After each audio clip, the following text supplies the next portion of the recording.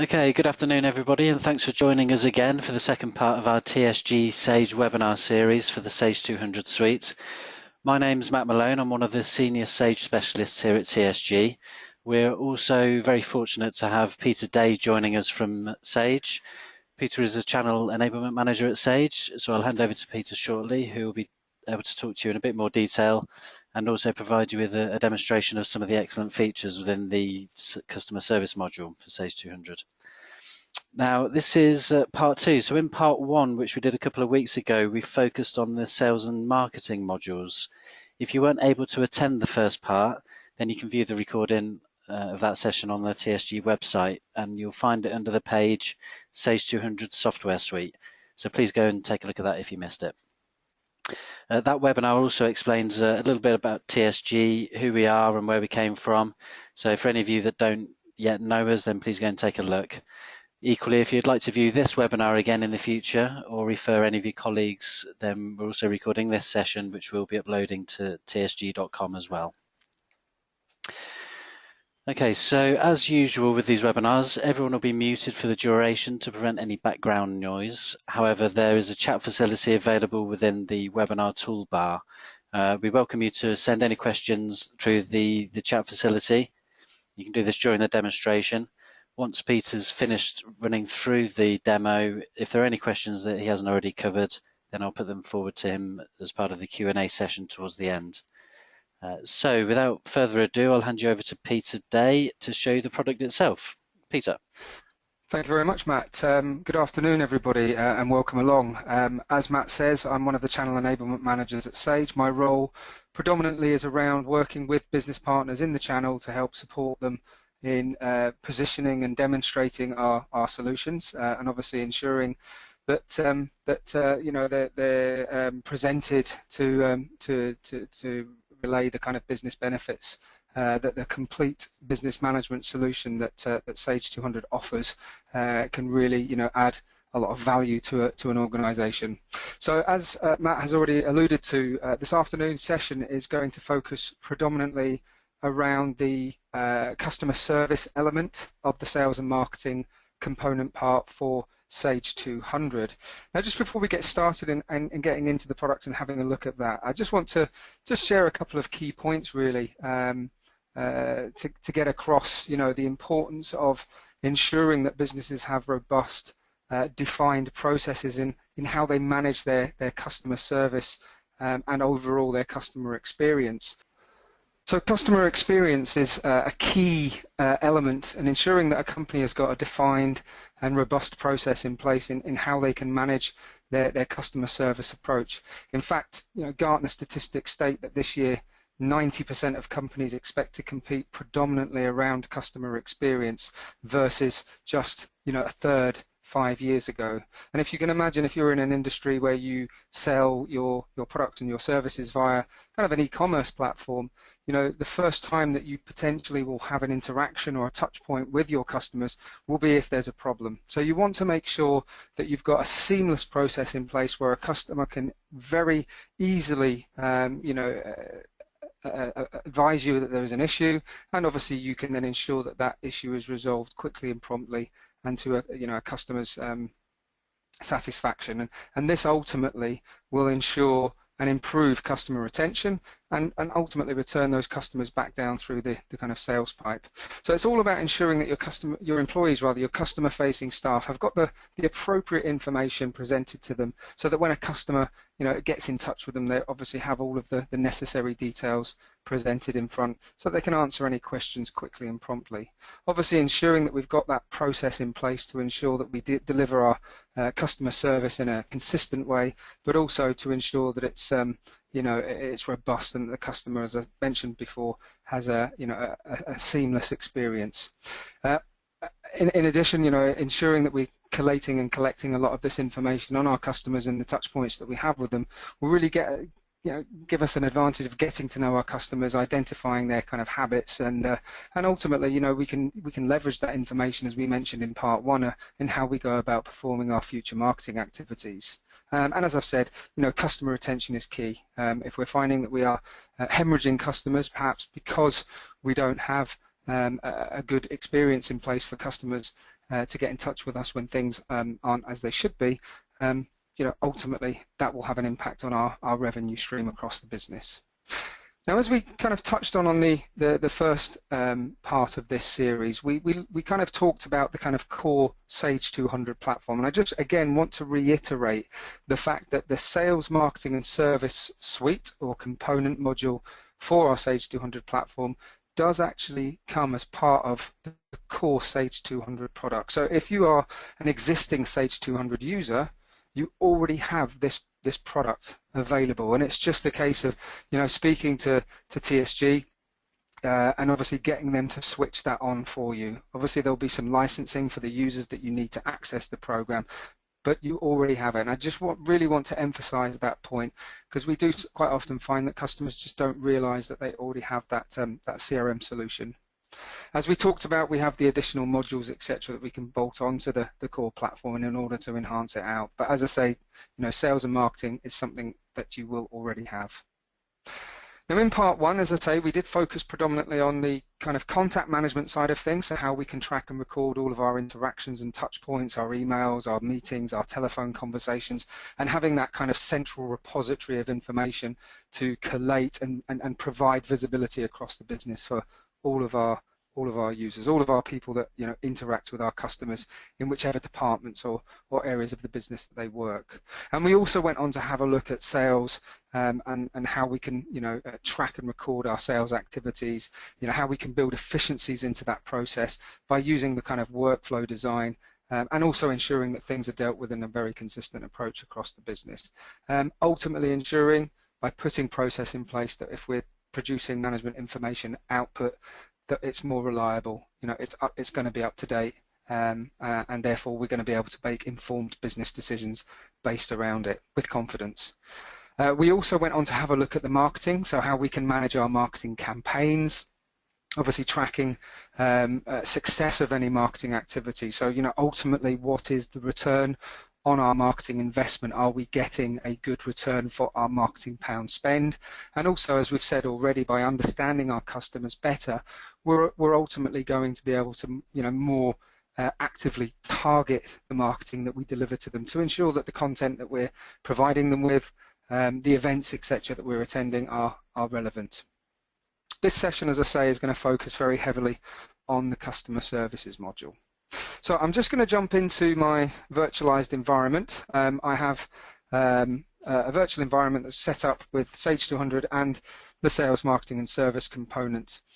As we talked about on part one, this is a browser-based application. So if you do happen to have remote teams or teams that work in alternate branches or office locations around the country, they are very simply going to be able to access this via any web-enabled device. So if they've got, obviously a laptop or a PC, but equally, something like a tablet, like an iPad, would give them a very similar experience and allow them to kind of leverage and utilize the content of information that's held within here. Now, I'm just going to jump over to one of my users who is set up inside the customer service arm of my business. And the first area that we're taken to within the system is the My CRM space.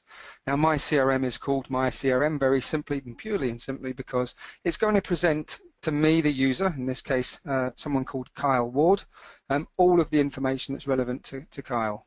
And as you can see, for Kyle, we have made available a customer service dashboard. Now, these dashboards are all user configurable. This is the stock or standard customer service style dashboard that you get out of the box with the product, but equally you could very easily build your own dashboards that have and present key information within one single space that is going to enable Kyle to perform very effectively within his role. He's not going to have to go to multiple systems to go and find the information that he's looking for. He's not even going to have to go to multiple different screens within the program. We can collate it all in one environment. So within here, as you can see, Kyle is presented with a list of all of the cases that he is currently working on. So from here, he can go and locate any cases that he wants to access.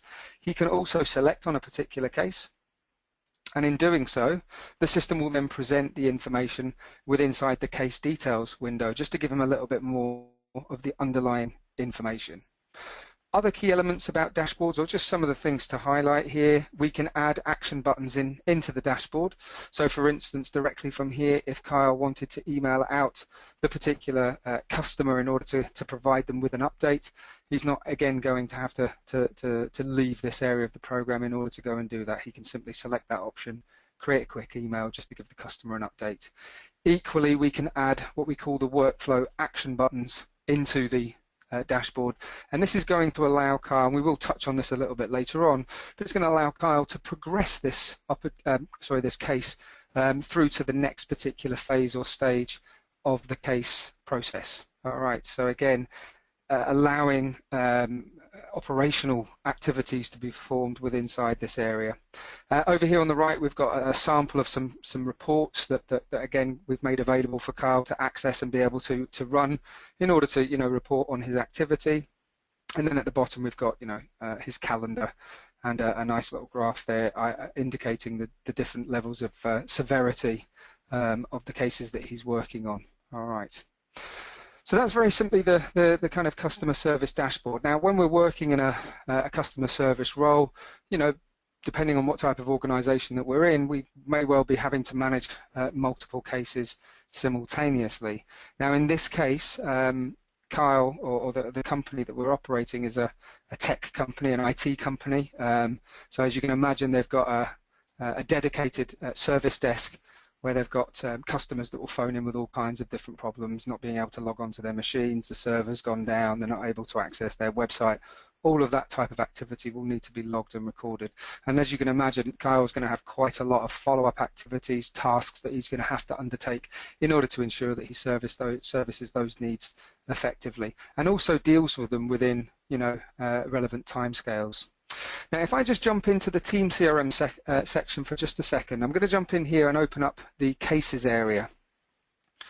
Now, called Team CRM, it's going to present information relevant to everybody, in this case within my customer service team, and I can see all of the cases that are currently being progressed through the system. So if you're working in a management role within an organization, again, being able to keep a tight rein on all of the customer service issues that are being progressed is going to be key. It's going to be fundamental. So in here I get a nice overview of everything that's being worked on. And you will notice on the right hand side here we've got a column that will indicate the service level agreement status. So a very simple traffic light system, just letting me know how effectively are we meeting the timescales in which we would like to resolve any problems with a customer. Now, sometimes, and certainly in a kind of service desk environment, there will be contractual obligations. So if we're managing somebody's server for them and their server goes down, then obviously we will have agreed that we will resolve and ensure that that is fixed within a working day, because it's mission critical for an organization to ensure that they've got uptime, continuity on their server. So again, that traffic light system can very, very clearly show me where we're not meeting those kind of contractual obligations that we have with them. But equally, SLAs can be used to good effect within an organization just for internal measures. So we would like to resolve a major or high importance customer issue within, let's say, 1 working day. We want to resolve a medium issue within 5 working days and a low priority issue within 10 working days. So again, we can incorporate those measures into the system, and we can also use it as a measure against performance for our individual customer service representatives to ensure that they're doing their job as effectively as we would like them to. All right, again, there's no contractual requirement there, but it's all building that kind of customer experience, because we want to keep the customer happy. If something's a high importance element, want to try and get it fixed and solved for them as quickly as possible. Equally within here, we can see that we've got a nice little pipeline, so I can very simply come in here and have a look at all of the cases that have just simply and currently been logged within the system. Now, this is probably a good point to mention how cases can be logged within CRM, because there's several routes in which this information can be captured. And again, this is all about giving your customer the freedom of choice and ensuring that they can do things quickly and easily. So the first option is the old-fashioned method, whereby a customer could simply pick up the phone, call into the company, and anyone within the organization can very simply pick up that call, and anywhere they happen to be within the system, they can just select the little green button in the top corner here and go on to create a brand new case. So if we suggest as an example we've had a company call in, I could very simply go on and perform a search for that company. So if we pick on a company like Abbey Retail, pick up their account, and from within here I could then say, right, they're phoning up because they'd like to report a case. I could go across to have a look at their cases tab just to make sure that, you know, perhaps somebody else within the organization hasn't already, you know, phoned in with that problem, and perhaps, you know, if it was a network issue, we may have already received several phone calls around it, so we don't want to obviously duplicate that. But again, we can check to make sure that that it hasn't been logged, and directly from here, as I say, I could go on and just go and create a brand new case. So from within here, as you'll notice, because I was inside Abbey Retail's record card, the system's contextually aware. It's identified that I was in that record, and it's quite rightly assumed that I'm going to be creating a case for them. However, and I do want to stress here, if I just happen to have clicked that button because I want to quickly create a case for another company within the system, there is nothing stopping me from removing that company name and replacing it accordingly. Equally, if it wasn't Haley Bass that actually phoned up with that query, it was somebody else from within inside Abbey Retail, Piers Tom as an example, I could very simply change that to indicate who was logging the issue. Now you'll notice the system will give the new case an individual ID, and from within here we can then go on to record the details. So I can suggest that their server has gone down. All right, so quite a major issue. There are then a selection of fields that are going to allow me to go on to capture all of the relevant details. So, you know, does this customer have an SLA agreement with us? If we're using the internal one, is it a low, medium, high priority item? Again, there are then selection fields that we can choose. These are all completely user configurable, and I want to stress that. You can add, you know, any amount of fields that you would like to capture key information about issues that customers may have, and you can also create predefined drop-down lists, which can often be a very good idea to ensure that if you are reporting off the back of this, you can categorize the types of issues or problems that you're finding. All right. So again, we can select the appropriate option. Again, in this instance, let's go for database. I'm not able to access their system.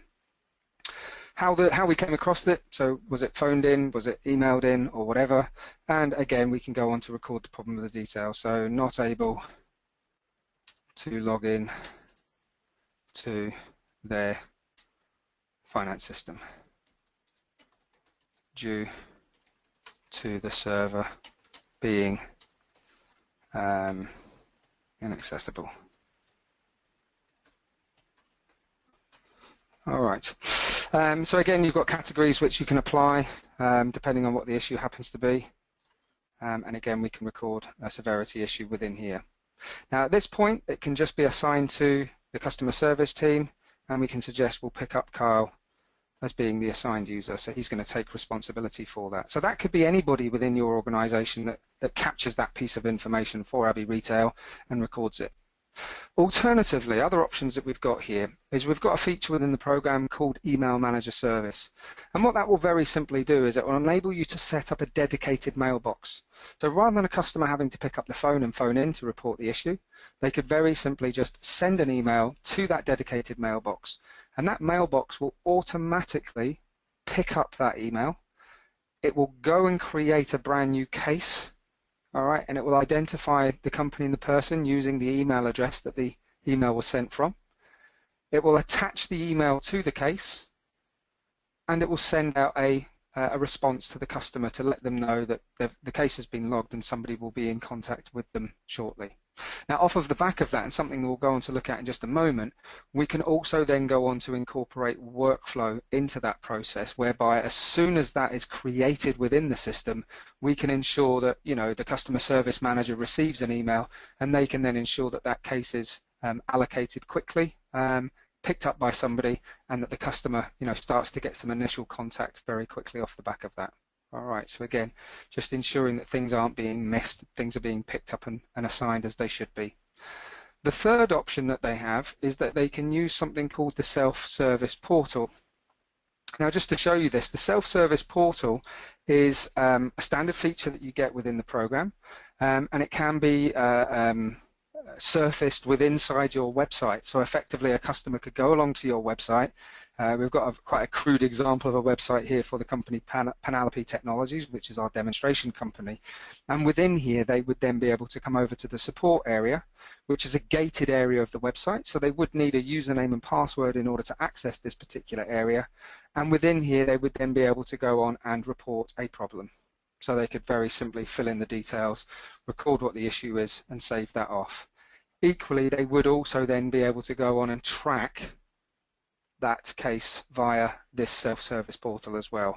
And I do want to stress, with some development work, you can really build this feature out to present a whole series of information and fields inside this record from within CRM that the user can populate as part of recording an issue. And as you can see, it will give it the next available reference ID. So we've got a number of different options there and how a customer can go on and report something. Now, just coming back to the case record that I have created. Within the case itself, as you can see, we've got multiple tabs across the top here, which is going to allow Kyle to go on and track and record any notes against the particular case, any key points that he needs to mention. He's also got the ability to track and record any communication. So, as an example, if he's just been allocated this case, perhaps someone at the reception took the call, created it, assigned it to Kyle. He's then picking it up and he's going to go on and schedule perhaps a telephone call to make sure that he phones that customer very quickly. And again, I want to stress, a lot of this can be automated. So phone customer issue. All right, when are we going to do that? Before the close of play today, and obviously it's going to be something that Kyle will pick up. So again, now we've got the ability for Kyle to track and record the fact that that communication needs to be undertaken, and obviously as Kyle's working through his caseload, we'll get pop-ups, etc., to advise him to perform that. And once he's completed that action, he can mark it as complete, record the outcome, perhaps go on and schedule a further task that he needs to then go on once he's gone on and done some initial investigations. If any documentation needs to be tracked against it, again, we've got the Documents tab for enabling them to store and attach any type of document, PDF, so it could be knowledge base articles that he's utilized in order to try and resolve the problem. Any documents at all can very simply be added in here. And you can, depending on the browser that you're using, you can see I can drag and drop the files to attach them in here, or alternatively I can just click to add a file and browse to locate it. Something else that we have available when we're working with our cases inside the system is that we have a solution entity. Now, the solutions entity within the program is going to enable the business to be able to create a library of solutions to known issues. So again, if we're referencing a kind of an IT company, then as you can imagine, if there was a known glitch within a particular operating system and there was a known fix for it, then again, we could add that in as a solution. We can track that solution against this particular case. And equally, if we've tried lots of things, each solution can be tagged against the case so that if Kyle was off and somebody else had picked this up, they could have a look at the solutions tab and say, right, Kyle has already tried this, this, and this. None of those have worked. What else can we try? All right. And this solutions library will then build up in the background, and obviously other people within the business can search through that library in order to find those fixes and apply them to any other similar issues that come in for customers. So just coming back over to the main summary tab, as Kyle picks up this case and intends to progress it, as I've said, we have the ability to use what we call workflow. And workflow is an incredibly powerful feature. We did touch on it in part one, and it is available across all of your entities or record card types within the program. So we looked at it when we were processing our sales opportunities. So this ensures or allows us to build a process in how a sales opportunity should be handled. And equally, we can do exactly the same for a case. Now, just to illustrate this, I'm going to jump across into my admin user to allow me into the area where we can build and customize this. And you'll notice that I've just jumped into the advanced customization area and into our workflow section. And this is my standard out-of-the-box case workflow design that we have. So you can see a new case will enter at this particular phase here. It will come in as being a logged case, and then we can queue it. All right. And then obviously we've got the ability to say, right, okay, we've spoken to the customer, we're now waiting on them doing something, or we're going on to investigate it further. From there, it can then loop back round to go back into the queue, or it can go back to waiting.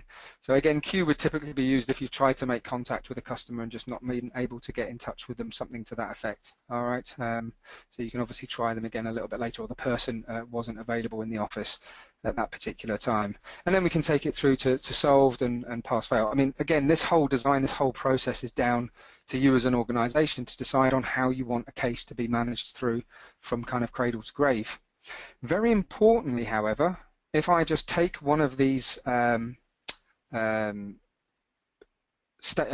as we call them, or items that allow us to move from one state or stage of the case workflow to the next, underlying or within there, we can go on to build a whole load of intelligence. So if I select on my Q one, which will be the one which we'll illustrate, I can then build into this action that when somebody selects on this button, the system will go away and do a whole range of different things for me. So in this case, it's only updating the stage of the case to set it to queued, and it's also going to display the assigned user on screen, perhaps allow me to, if needs be, allocate that case off to somebody else. But you can do a whole manner of different things as this workflow is progressing. So you can get it to automatically set certain field values, you can get it to display a particular field to the end user, and I think very importantly, you can force them to populate that particular piece of information at that point in time. So a good illustration of that when we're working on cases would be the fact that somebody solved the case, and at the point that they click to say that they've solved it, well, we want to make sure that we force them to fill in what the solution or what the fix happened to be, so that we've got that captured within here. Equally, off of the back of that, we might also say to the system, we'd like you then, once that's been completed, to then send an automated email out to the customer to say, look, we have solved your case, this was the fix, if you're happy with that, brilliant, you don't need to do anything. And in 7 days, we'll automatically mark that case as being closed, and it will just be archived. All right. Alternatively, if they say, well, actually that hasn't fixed our problem, we're still having that issue, then obviously get in touch with us and we'll investigate it further. All right. So again, that kind of automation can be built in, and you can obviously have an email template that just very much sets out the wording, picks up the key values that it needs to populate, and sends that out. So again, we're not relying on people communicating in our customers within their own way. We can obviously ensure that the messaging that goes out of the business is very consistent in its tone of voice. Also within here, you'll notice that it does allow us to go on and create other types of records. So at a point that we've clicked on a button that might say customer not available, I don't have that in my workflow, but I could, it would then perhaps automatically create a follow-up task to then phone that person the next business day. So you can build those types of things into the equation. You can also get it to do mail merges to Word or to PDF. So there's a range of different actions that we can get the system to perform off of the back of somebody just simply having to select an action button within the workflow. So to illustrate this, if I just come back to my case now and I mark that or select it to be queued, you can see those actions have been done. The stage has been updated, the assigned user field is presented, and we can go on to record a tracking note. All right, try to call out for lunch. Okay, so we can save that information off into the system, and again, over time we're building up a complete picture of everything that Carl has done, or anybody else that this case has been assigned to has done, in order to try and progress this case through to find a suitable solution. And we get a nice little tracking tab here that will obviously show us exactly how long a case has been sat at each of the different stages, how long it's been in the system for. So again, we can keep an eye on that, and again, if Kyle happens to be off, anybody else is going to be able to come in and see this information quite clearly and easily. All right. So case management is fundamental, it's key.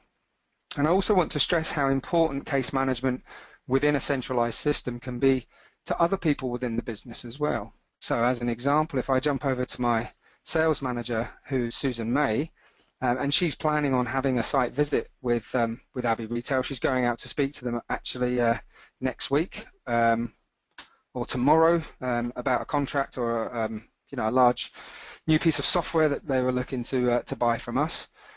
Again, I think it's fundamentally important that we're sharing this information interdepartmentally. So again, if I come over to Abbey Retail's company record and go into the Quick Look tab, Again, it's going to be possible for Susan to have visibility of all the communications that are going on with the account. You can see that telephone call that was scheduled with Kyle Ward to complete is listed there.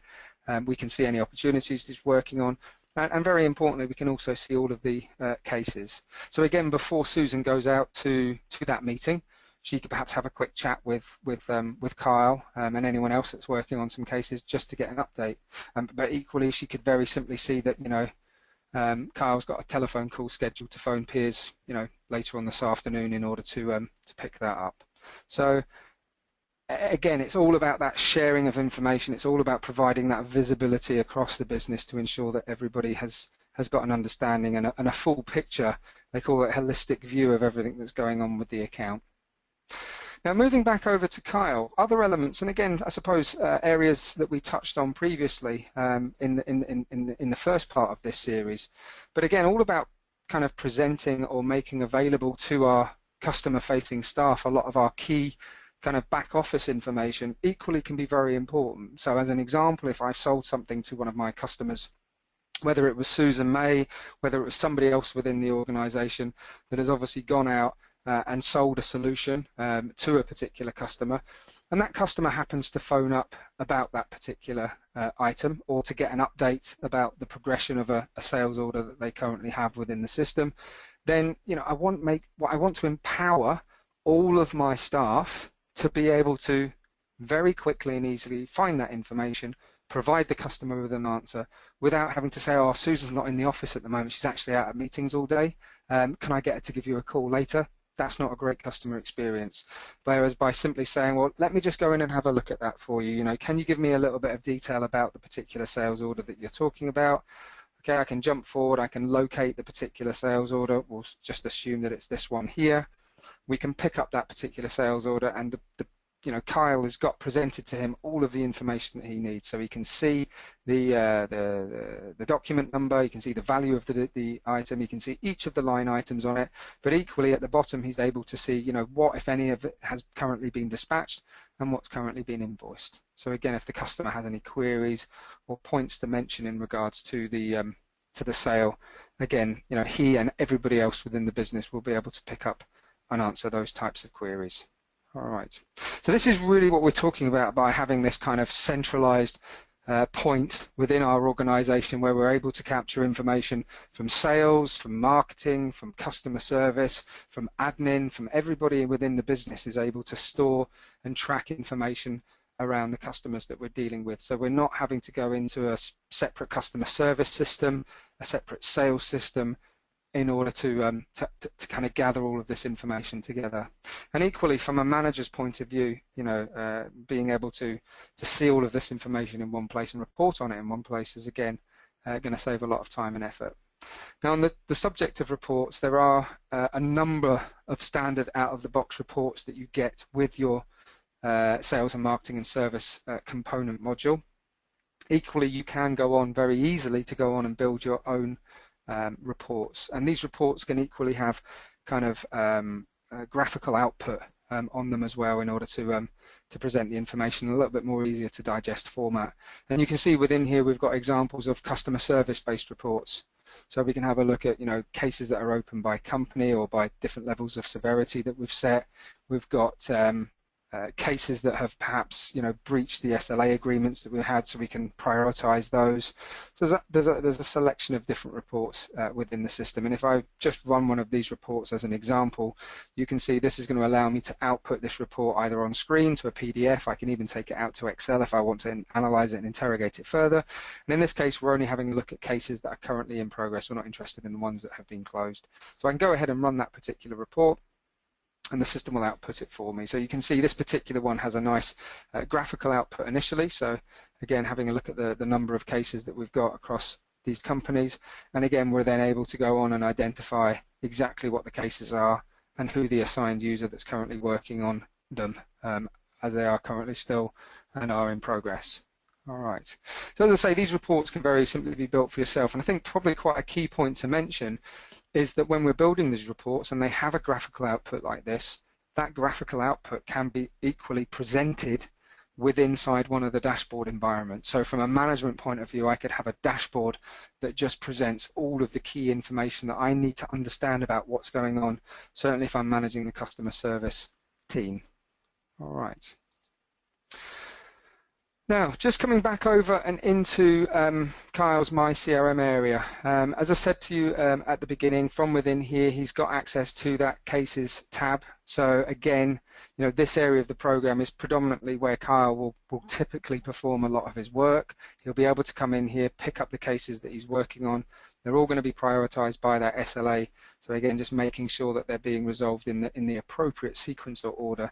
And equally, if he wants to have a look at those that are sat at different stages, he can very simply just select on a portion of the pipeline at the top there and identify them very quickly and easily. All right, so we can see there he's got one that it's exceeded, it's queued. What's the reason for that? You can go on and have a look. If it's just because he's waiting for the person at the other end to be available, well, that's obviously something that we can't control. So again, he can pick those up and start working on them as required. All right.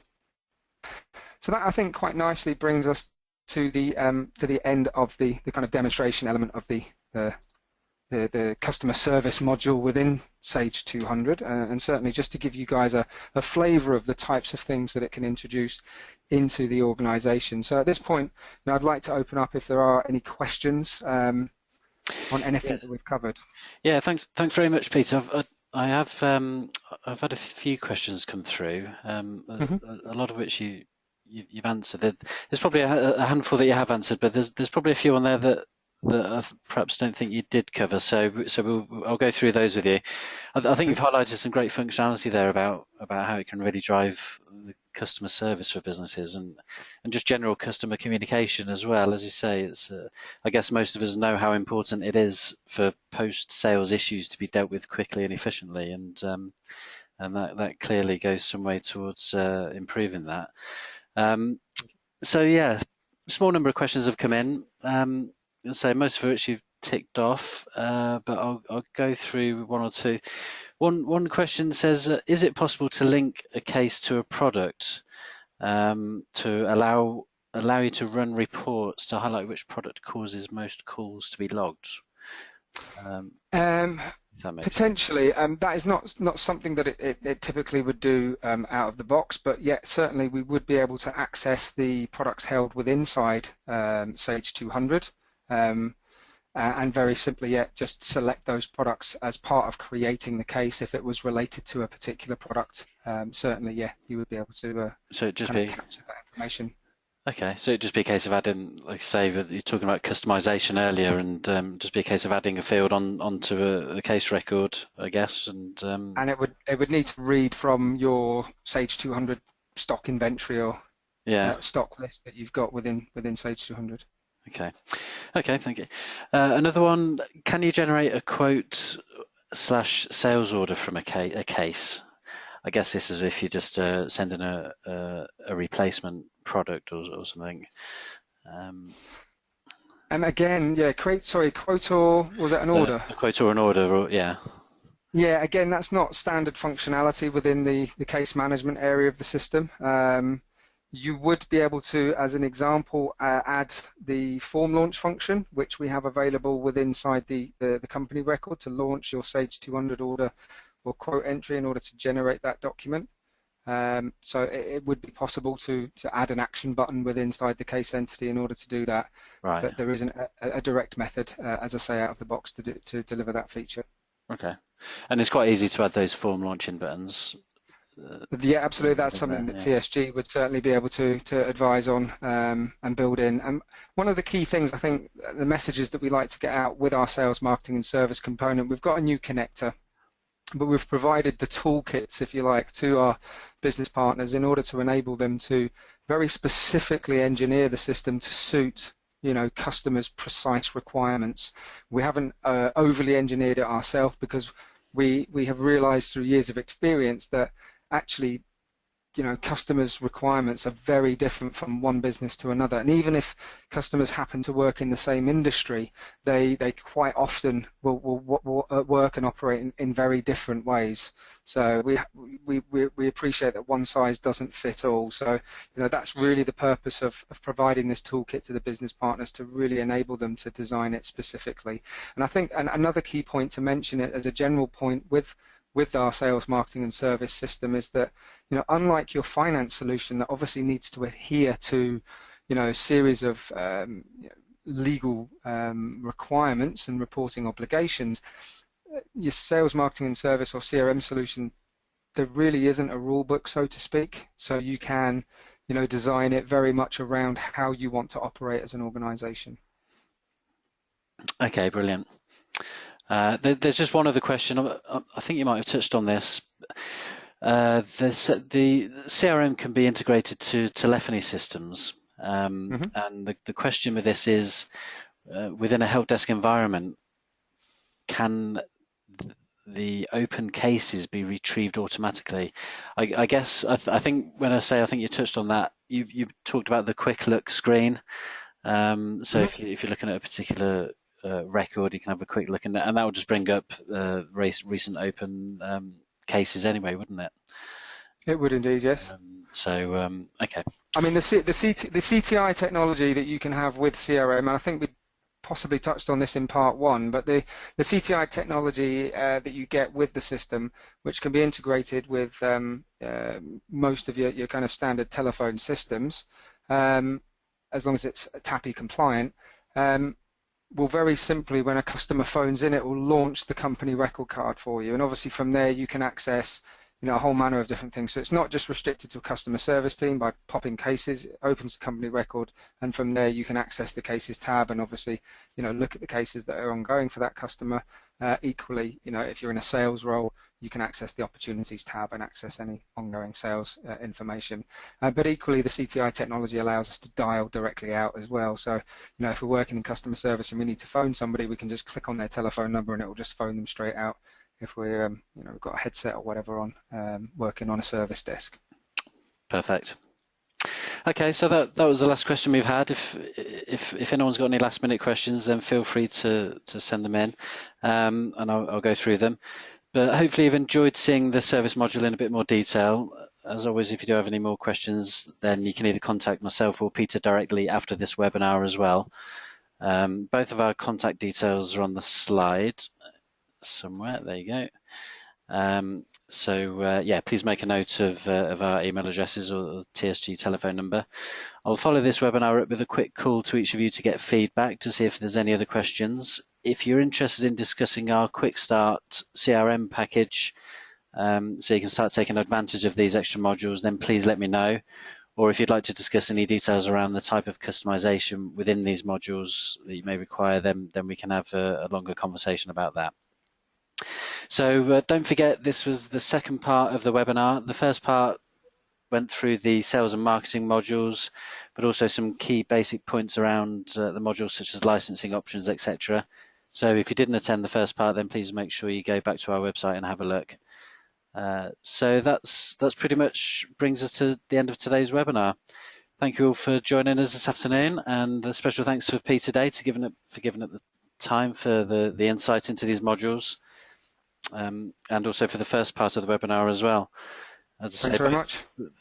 Both parts are available on the website, so please invite your colleagues to go and take a look at tsg.com. Thanks very much, and hopefully see you again soon.